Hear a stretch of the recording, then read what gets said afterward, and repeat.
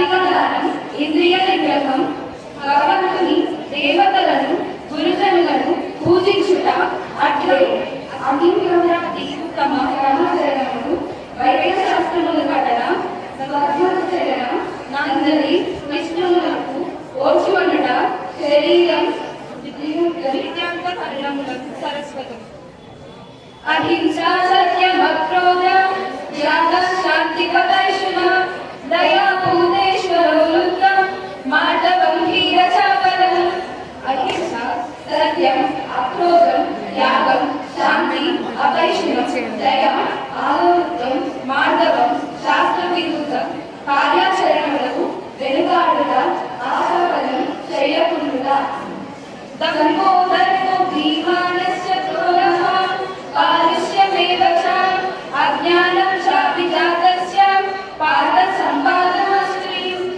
ఓ పార్థ, దంభం, దర్పం, అభిమానం, క్రోధం, కాలుష్యం, అజ్ఞానం మొదలగునవి అసూరి స్వభావములు గల లక్షణములు.